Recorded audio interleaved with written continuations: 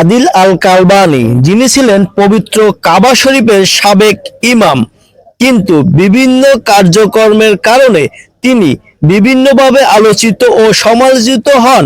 অবশেষে তাকে কাবা শরীফ থেকে বিতাড়িত করা হয়। তার মা বলেছেন তিনি ছোটবেলা থেকেই অনেক দুষ্ট ছিলেন, কিন্তু এতটা দুষ্ট থাকার পরেও তার মা কখনো তাকে বরদোয়া দিতেন না। তার মা সবসময় আল্লাহর কাছে বলতেন যেন তার ছেলে কাবা শরীফের ইমাম হতে পারে। ঠিকই আল্লাহ তাকে কবুল করে নিয়েছিল পরবর্তীতে, কিন্তু সেটা তিনি বেশি দিন ধরে রাখতে পারেনি। তার নিজের কার্যক্রমের কারণে তিনি সেটা খুব সহজেই হারিয়ে ফেলেছে। দরিদ্র পরিবার থেকে উঠে এসেছিল আদিল আল কারবানী। তার বাবা সরকারি কেরানি পদে রিয়াদে চাকরি করত।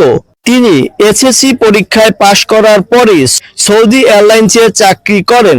চাকরির পাশাপাশি তিনি লেখাপড়া আবার শুরু করেন। ইমাম হওয়ার জন্য সৌদি আরবে তিনি ইমামের পরীক্ষা দেন এবং সেখানে তিনি সরকারিভাবে উত্তীর্ণ হন।